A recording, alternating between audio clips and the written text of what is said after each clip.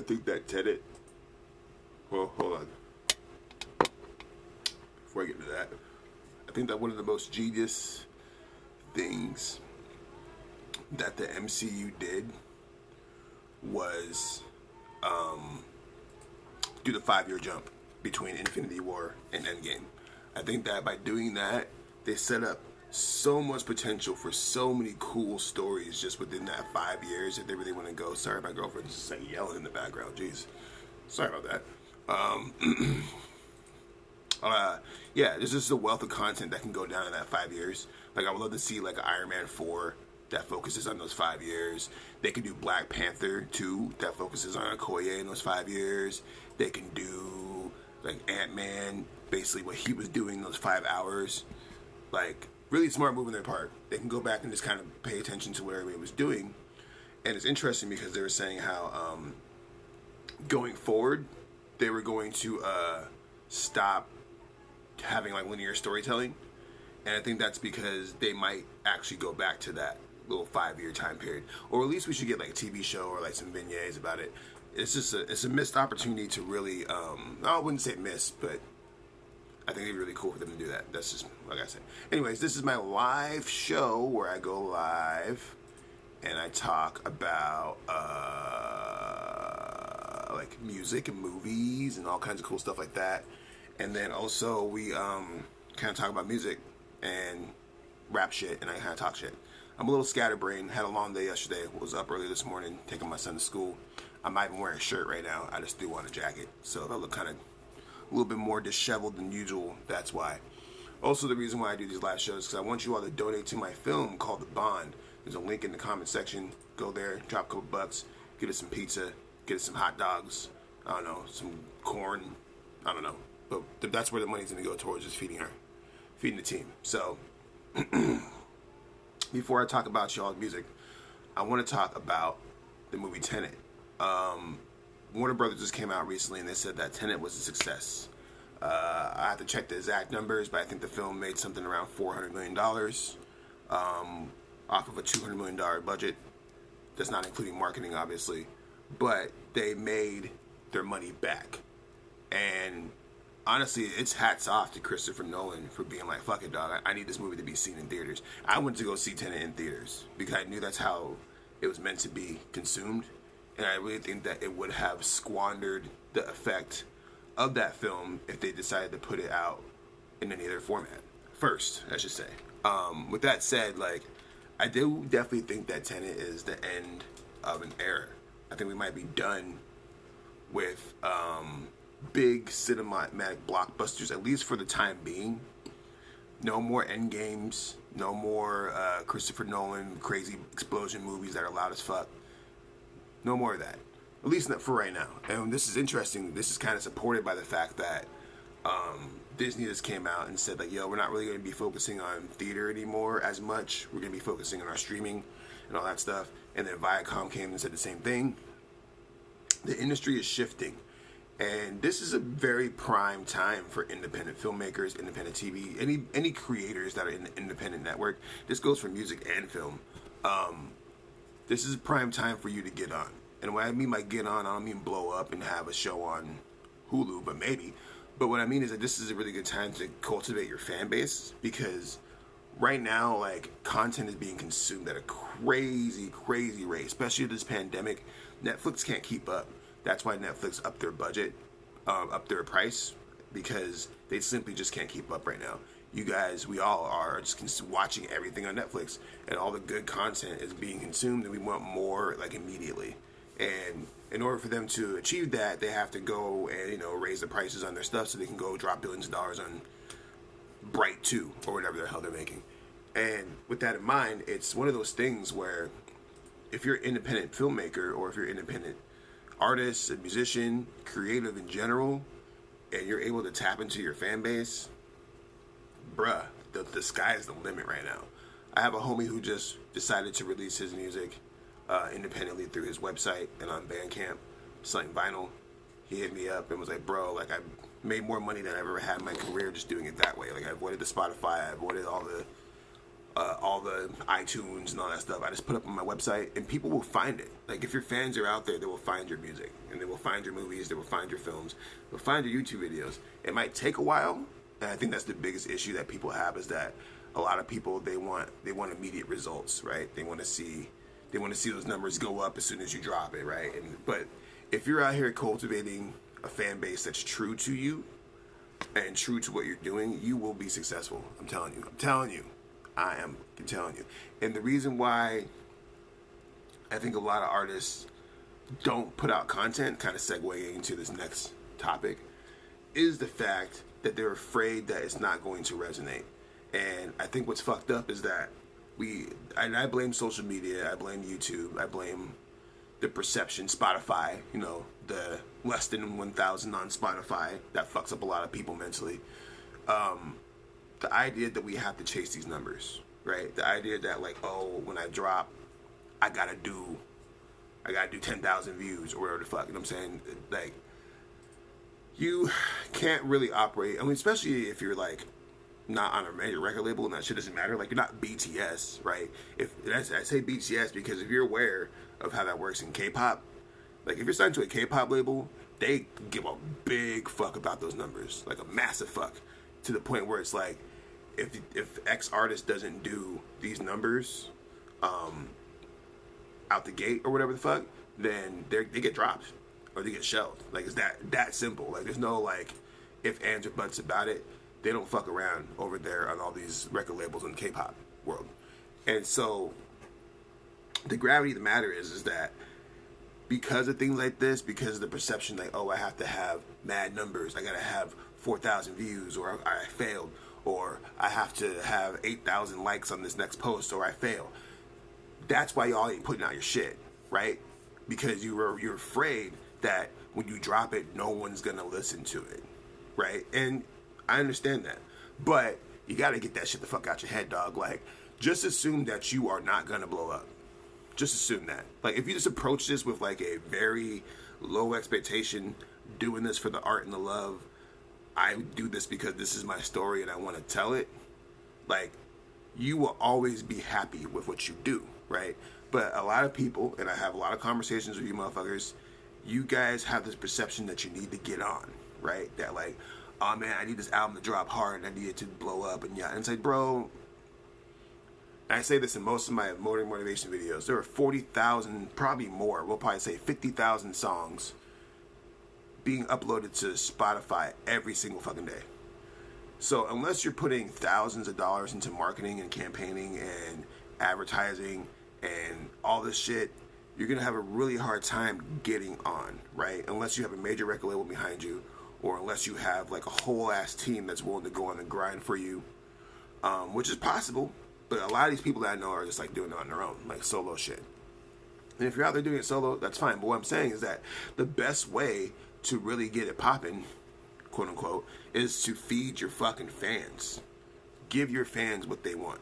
Because 10 super fans, 10 real ass fans that fuck with you heavy, will do more for you than 20,000 random ass views on YouTube.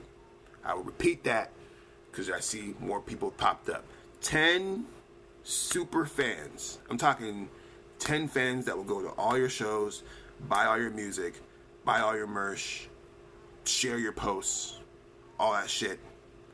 Those 10 super fans are more valuable than 20, 30,000 random views on YouTube.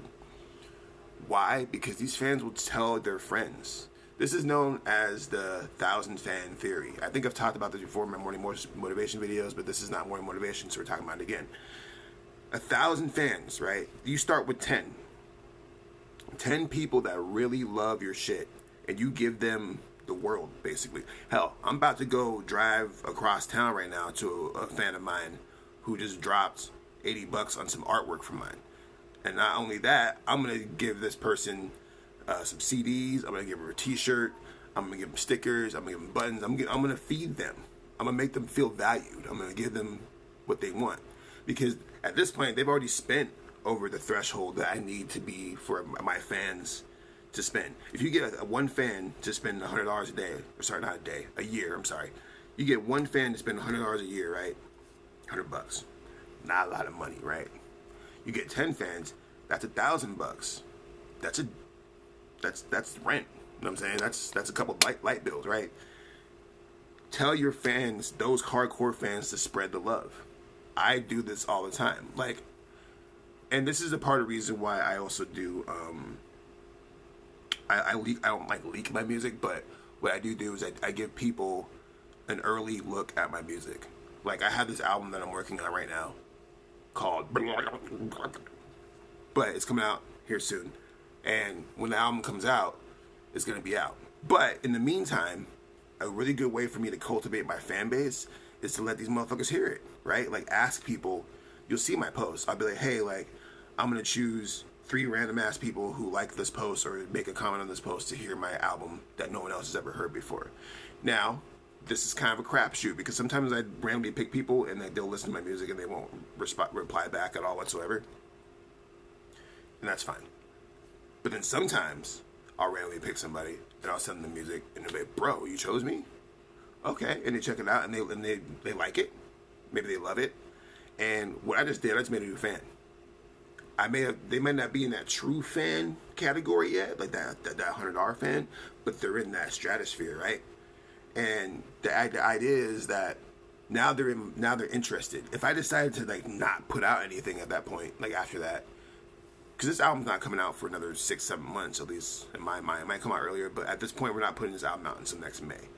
And so, in the meantime, that dude got to listen to something that no one else has heard 6 months ahead of everybody else. Now they're interested. Now they're watching my moves. Now they're wondering when it's going to drop. Now they're looking for the leaks, being like, oh, I heard that, right? Like, giving people content and giving the fans your content is the best way to approach you trying to blow up. Now, and what I just described there, see what I just did there, that's not necessarily dropping your shit on Spotify, right? That's not necessarily like putting your shit out on YouTube in a video in a full rollout, right? But I still released the music to the people that wanted to hear it.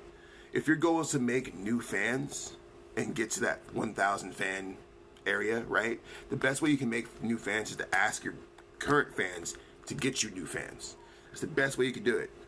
Like, next time you sell a CD, right? Or next time you, sell a CD, or people ain't fucking buying CDs, but next time you sell something on iTunes or someone openly expresses love for your music, thank them, first of all. But then ask them straight up, like, yo, can you tell your friends, or can you show your music, or can you share this post? Like, can you help spread the love there? Because for me, you know what I'm saying? Like, I'm not quite to the 1,000 true fans, but I got some true fans, man. I got like a good, like, couple hundred, maybe 300 fans, to where if I drop something, motherfuckers will cop that shit.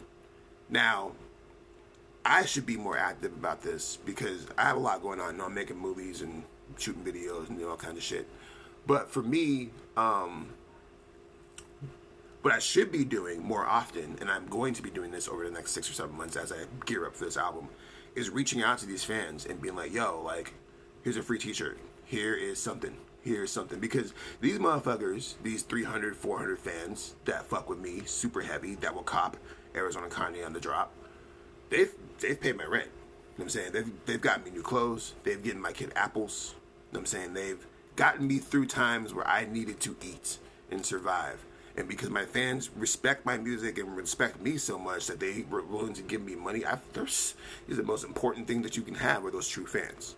Fuck those YouTube numbers, because I know that when I drop my video on YouTube and it goes to about, 400, 500 views on an average drop, on a maximum run, whatever, I know that about half of those are my true fans, for sure. Facts as fuck. I also have a couple true haters that I can guarantee that I will probably get 4 or 5 thumbs down on those videos too, that watch every fucking move that I do and look for reasons to hate on me. That's a different category and discussion that we're going to have for a different video. Right now I'm talking about the positive. The motherfuckers that really rock with you, you got to support them.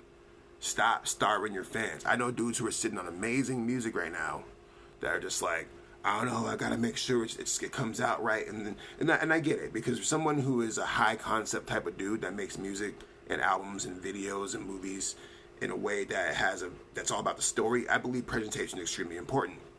But then I also watch other dudes who just drop a lot of freestyles.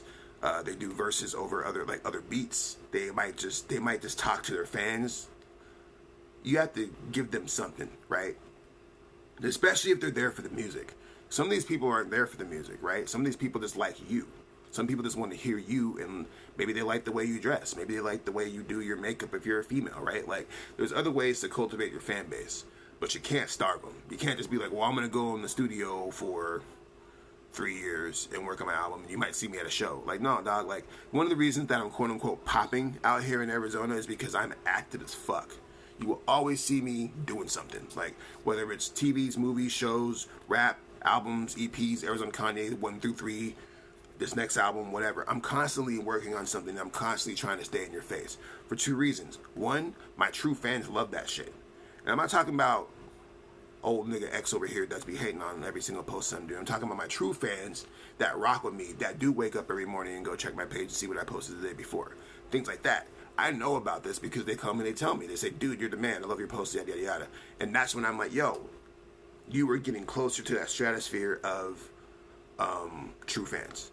I'm currently fundraising a movie right now, right? The Bond. And yeah, numbers have slowed down a little bit, but that's kind of understandable because going back to what I was saying, a lot of these people who have donated to this film are part of my true fan circle that are like, oh, bro, I rock with everything that you do. I can go and write a book and I'll go cop that book, right?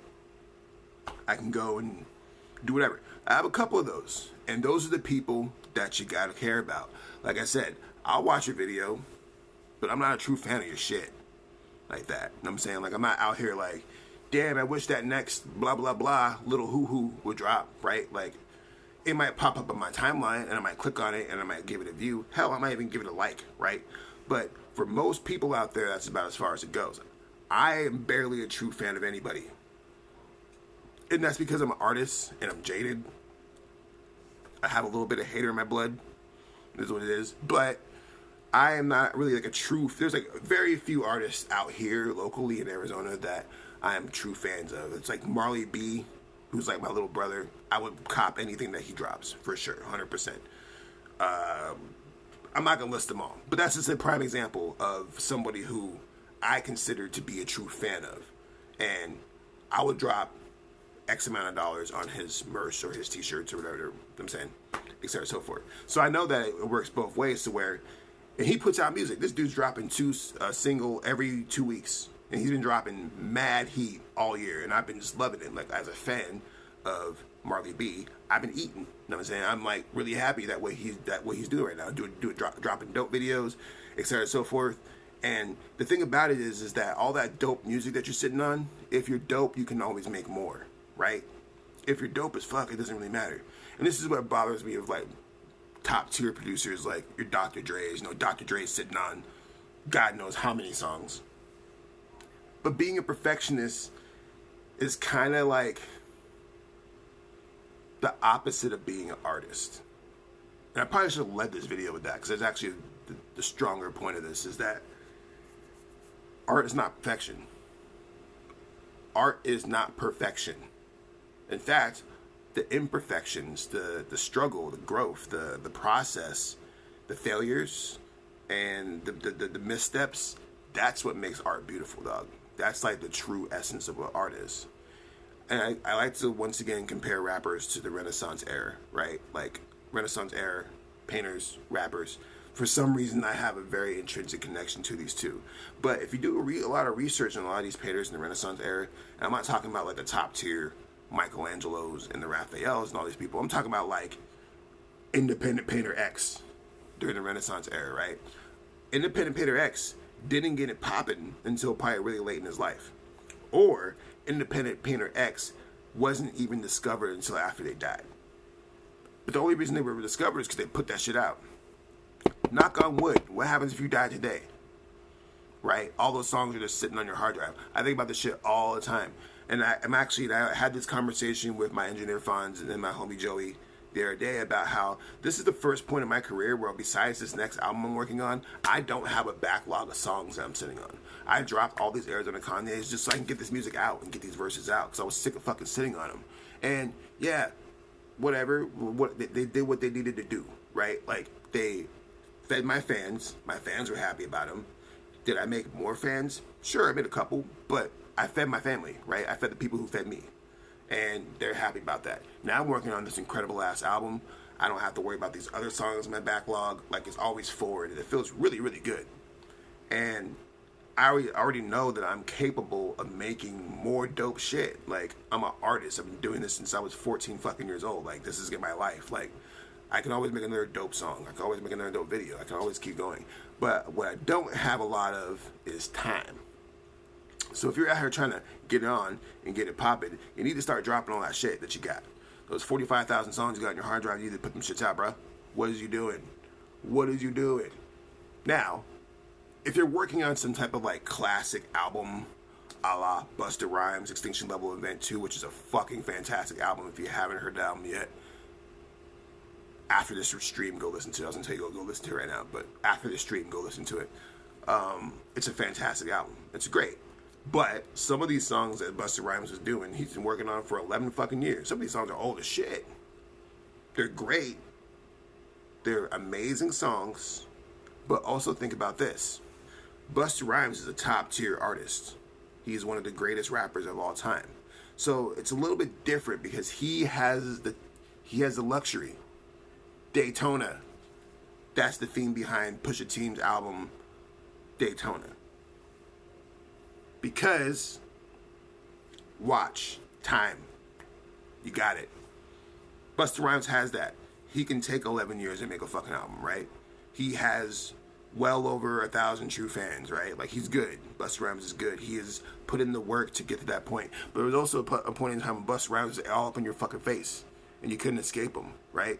He was everywhere. He was, like, clearly everywhere at one point in time, like, at the late, when he was doing Flip Mode Squad, and he was running with that, like, bro, like, he put in the work to have the luxury to be like, I'm going to take 11 years to make an album. A lot of you don't. A lot of you don't have that luxury. So when you're over here on, level 5, and Busta Rhymes is a level 20 artist, and we're over here at level 5, why are you spending 18 years to make your album? I mean, spend 18 years to make your album. Do that. And what I'm saying is, you got to keep feeding your fans. You got to keep giving them something that they want to hear, something that keeps them interested, or it doesn't matter, right? Because it just won't matter. So, if you're doing features or whatever, do that. But, like, even, and this is a prime example, Kendrick Lamar is a good example. So, when Kendrick Lamar dropped, Damn, I think it was, everywhere, right? Boom, in your face. Damn, Humble, blah, blah, DNA, blah, blah, in your face. Killed that for that whole year. But the year after that, right, he was killing on the features. He had the songs with Sia. He had the songs with Taylor Swift. He was still in everybody's mix with the features. Just killing game. Now he's been gone for the last fucking 3 years. And we're like, oh, where's Kendrick? Where's Kendrick? But he's earned that time. He's earned the time to be like, all right, I'm going to go back here and work on some shit. I'm going to go back here and work with my family. Y'all haven't. Y'all haven't. I think that I have, at least locally in the microcosm, to where it's like, if I decide to fall back for a year and came back, I think y'all niggas would still rock with me. But I don't think a lot of y'all other cats could do that. I've also put in a lot of time. My Facebook memories alone shit on most of y'all's career. And that's not even like a diss. It's just how it is. I've been killing this shit for fucking like over 15 years almost, bro. I'm old as shit. I'm old head. I ain't got all the gray hairs yet, but they're in there. I just have a lot of experience and time in the microcosm. I'm speaking in the microcosm that is Arizona hip hop. I'm not speaking on the grand scale, obviously, because I probably wouldn't be sitting here doing fucking last few videos talking to you like this if that was the case. So, anyways, I think I made my point where we at time-wise. 24 minutes. The last video was 45 minutes, so this is a good place to stop. I appreciate you watching these videos. I try to do these randomly. Like, I don't actually have a pattern to these, just to keep you motherfuckers on your toes. Eventually, we are going to bring back some of my more legit live stream shows, including the Jaron Ikner show, etc. and so forth. But right now, my main focus is making this fucking movie. So if you do enjoy these videos and you do think that I am quote unquote dropping these jewels for these niggas, like Ricky Taylor said, then help a nigga out and drop a couple of bones on my fucking movie. There's a link in the comments. Appreciate that. I'm trying to make dope films and be great and be good. Help be one of my true fans. You know what I'm saying? Support a nigga. One love, be safe, wash your hands, and happy Halloween, bitches.